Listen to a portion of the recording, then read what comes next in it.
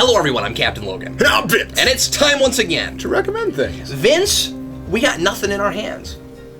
There's nothing here. We are not prepared to do this recommend. And that's why I'm going to recommend nothing! Nothing? We're doing nothing number 3. Oh wait. Man.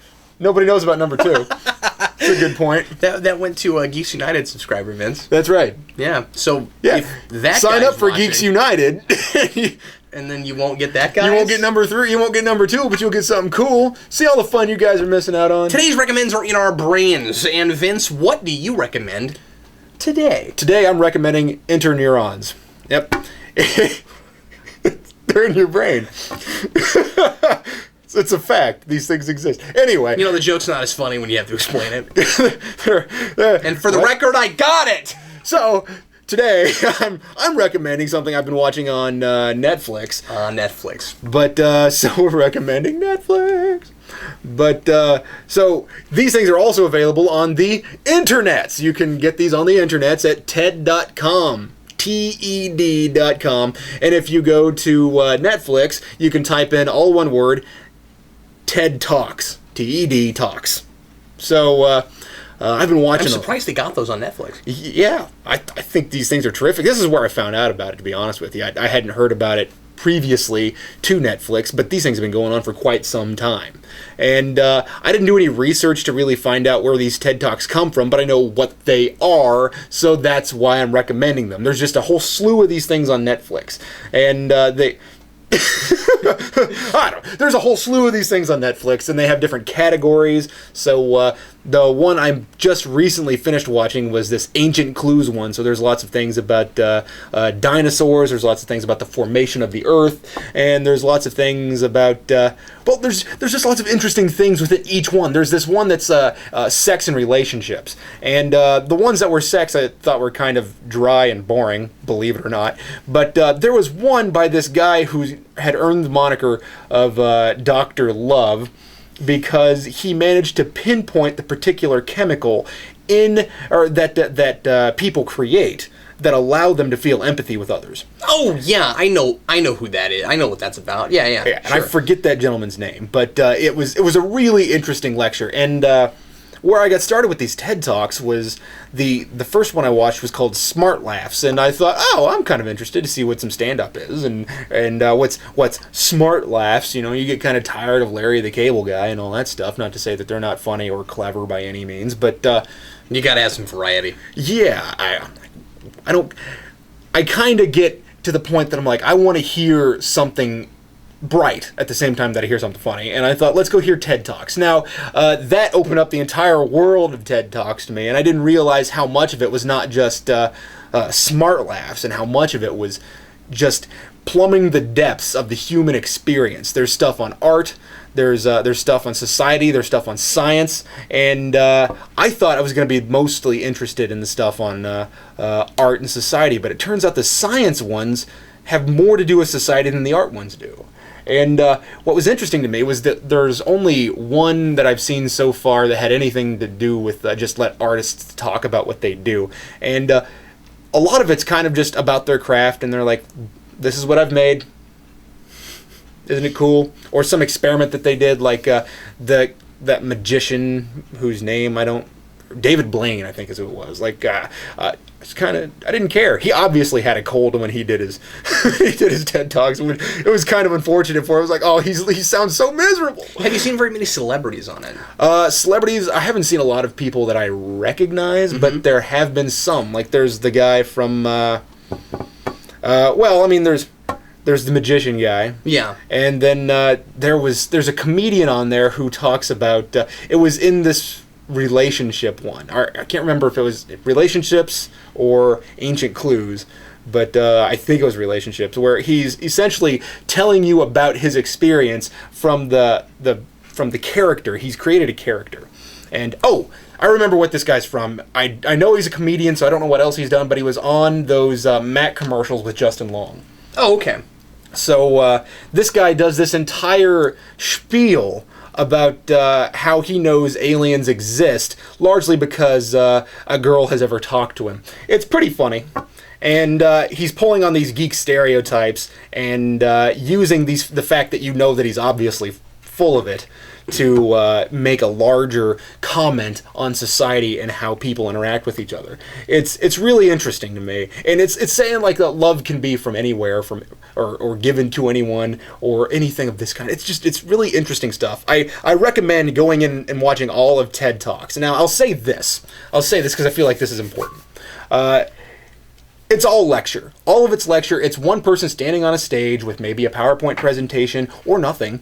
And one of the most interesting ones was a woman sitting there telling us about how she believes that humans evolved not because of apes walking through savanna land having to stand up to look over grass, but more that they had to stand up and wade through water and they became aquatic apes. Oh, so not that they breathed underwater, obviously, but that they lived in more wetlands. So that's really interesting. And and she was just a woman sitting in a chair. Yeah. And these people have passion. Well, a lot of them do.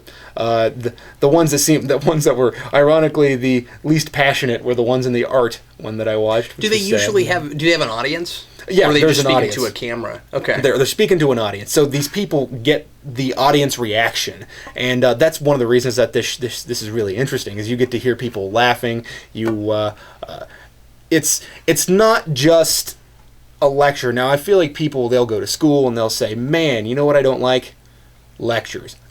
Not necessarily. I actually developed an enjoyment for lectures going to college. I mean, sure, there's some, I went to some crappy ones, but I went to some great ones, and so did you. Yes. And, I think the real problem for me with school had always been that you had to really focus and remember absolutely everything, and you had to do homework and you had to study stuff. But you know what? If you can broaden your I've been doing homework lately. I've been listening to lectures lately, and I've been decompression by listening to these TED Talks lectures.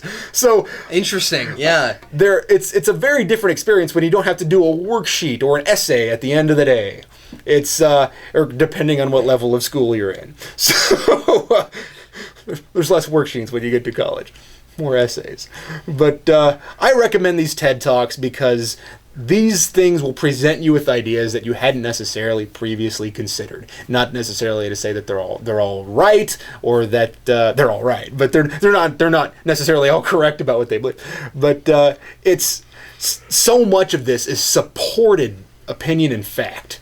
So much of this is stuff that they actually know, and so much of this is stuff that they are theories that they can support. So they can broaden your experience by giving you fact and opinion. And it's such an interesting experience. I'm not even close to having watched all of it. It's just good stuff. I'm done. Today I'm going to recommend something that probably most people watching this have seen, but in case you haven't, or in case it's one of those things where like you've heard of it and you've heard people talk about it and you were like me and you were like, who cares? I wanted to bring this up here mostly just because I haven't had a chance to really talk about this yet, and I've been watching this a lot lately. Might eventually do a podcast with somebody on this when I finish or when I catch up to where it's at right now, or maybe I'll wait till it's over because it's almost over. Anyway, today I'm going to recommend Breaking Bad, and here's a show that I never thought I would have any interest in. Kind of like Lost, where it's like I don't really want to see a bunch of people stranded on an island for several seasons. Here it was like I don't really want to see a guy selling meth for several seasons. That doesn't sound like something I would. I don't like drug culture. As a rule, generally, it's never been my thing. But as our mentor Adam, I guess you never had him. As my mentor Adam Denoyer always said in school back at KU. You can make anything work, you just have to make it work. And this is one of those things where I didn't think I would have any interest in this just because of the subject matter. And yeah, it gets really intense, and it goes to those places of, okay, so there's these drug guys and they're cursing every other word, and they don't have to live like this, even though they're like drug lords. They still wouldn't necessarily have to live like this. I don't really understand why they're so mean to people, and they enjoy shooting people and that sort of thing. And then the show addresses that stuff, and it makes Everything I didn't think I would care about, fascinating. And it's one of those really layered things, too, where the design of the show is reflecting the ideas of the show. So I just said that like the show is making everything interesting that I never used to care about. What their brand of meth in the show does, if you take it, is it makes everything interesting. I find that fascinating. It's in my experience with the show reflected in the experience I'm having with it. It's really cool. And then also it's this amazing long-form storytelling that I'm not used to in serialized fiction, especially on television. It's this kind of thing where characters don't have like several character arcs. They're all going through one character arc that will be resolved when the series is over. And I love that. That's really cool. It's like watching a novel unfold on television. Bryan Cranston has got to be one of the best actors living. He's absolutely astounding. And the kind of range this guy has, going from just a typical low-key chemistry teacher at the beginning to this drug dealer / drug maker. As it goes along, he gets more and more hardened, but I never find him completely unsympathetic because of what his initial motivation is. And extreme people are very interesting in fiction. So you've got this guy who decides to make meth because he's dying of cancer, and he wants to leave enough money for his family to live on and to be able to pay his hospital bills and everything. And he keeps going to these incredible extremes in order to make sure that his family is well taken care of. And it really is a show about extremes. It deals with a lot of shows deal with what would you do for your family, but this takes that to like the nth degree, because it's like, okay, yeah, he's going to be a drug dealer, but is he willing to kill? And you find out if he's willing to kill. And is he willing to continue supporting his family even if his family's not supporting him? You know, that's dealt with. And just as it goes along, it gets so crazy involved. It's one of the best shows I've ever seen for continuity. I mentioned Lost. It accomplishes a lot of things Lost set out to do and didn't quite manage. And I don't know why. It's really interesting because they're such different shows, but I keep finding myself comparing it to that show, partly because such little time passes through it. I mean, like, the first season takes place in maybe the span of a couple weeks, and Lost was that way too, where it's not like a week passes for every episode that goes by, like in a more episodic kind of show, and it takes so much time to breathe. There are a lot of episodes where the whole show is maybe 6 scenes in 45 minutes. They'll let the camera sit there and let you actually kind of experience things like almost in real time. And it's not boring because the characters feel so real, and because I'm so captivated by the reality that they're living in, that I don't mind these long points where, like, I'm not saying no story is being told, but it's doing other things. Like, you're getting more into characters' heads and getting a sense of how they live and how they feel about things. And sometimes you'll have a long scene where you're like, why am I watching this for this long? There's an episode where Walt and Jesse try to kill a fly.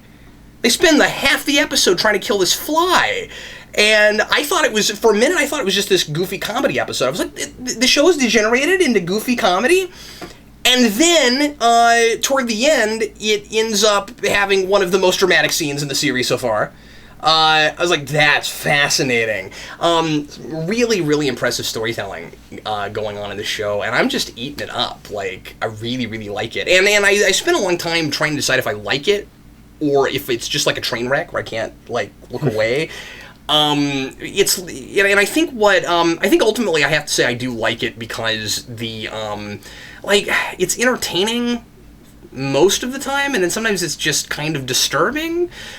But I think what balances it is that the writing is so good. and like it's inspirational. Like I see writing like this, and I'm like, ooh, I wish I could write like that. And anything that where I feel like that, I have to keep watching. I have to keep going. I think it's the format that hooked me from the beginning, like with 24. Because, it's not like that in that it's not real time all the time. But again, I'm not used to this kind of long form storytelling, and things are paying off that will, in a very organic sort of way, that will be set up in the first couple episodes. Like from the very beginning, I don't want to give anything away. There were a couple of really scary things that happened right out the gate that I thought, it's going to be weird when I get to like season 4 and nobody's talking or thinking about this anymore. That never happens. Like, all of these things still stay very close to the forefront of people's minds because A, very little time passes in the show, and B, there are consequences to everything, and it's got a really good sense of real world consequences, how one thing leads to another thing, and stuff that you think they just summarily dismiss will pop back up again. And it's also a pretty decent use of nonlinear storytelling. It's probably I can go this far. It's probably the best show I've ever seen for teasers. Like the scene that you get before the intro, like awesome WTF moments. Where in Lost had this too, but this one I think is maybe borrowing from that a little bit, but doing it a little bit better. In that a lot of the nonlinear actually comes in those teasers. Like, the show is mostly linear, but then you'll have teasers where they'll go back to a character that died already that you never thought you'd see again, and then they'll show you a really important scene, something pivotal to their relationship with one of the main characters, or maybe like they'll show you the first time they met, one of our protagonists, and then and then that will like greatly inform the story. Nothing is in this series for no good reason. Everything moves the story forward, and I think it's, if nothing else, regardless of subject matter, I think it's a really good study if you're trying to figure out how to sophisticatedly write. That was dumb. How to write sophisticated fiction. Like I said, it feels like I've never watched a show like this. It feels like a book on screen with this amazing long form storytelling, which I see in comic books, but I don't see on television very often. So we'll see if that ultimately pays off when the series is over, as far as if we could look at this and analyze it and see like these character arcs from the beginning to the end, like you would with a book, but so far it sure feels like that. Anyway, I'm talking about a very generalized. I'd like to do a podcast with somebody, and I know a couple people that are watching it. So when the whole thing is over, maybe I'll do a show with somebody on it. But yeah, from what I've seen, it's pretty good stuff. Yeah. But yeah, I'd say I don't know, Vince. If you have any interest at all, I would say try to stick with it, because there came a point where I could not stop watching it. Like really by like middle of season 2, like there are a couple of episodes that are a little tough to get through for me just because they're so violent. But then after that, I mean, it gets really violent. But I would argue that it's the kind of thing where the violence is kind of necessary. And I complain sometimes about violence, not because you can't do it in such a way where it's necessary, just because we have too many shows on that feel like they require violence. I'd like to see more of a variety. But forgetting all of that, late at night when your kids or your mom's not around, you ought to watch this show.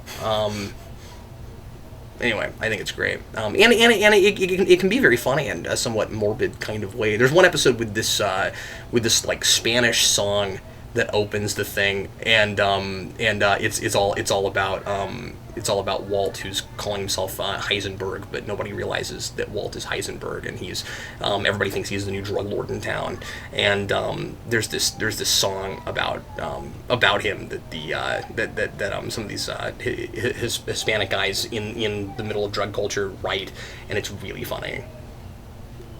But anyway, that's what I recommend. Indeed. Anyway, that's what we recommend today. We have nothing in our hands, but next time we'll recommend something for you that we probably will actually be holding on to. So thanks as always for watching. I'm Captain Logan. And I'm Vince. And we'll see you next week.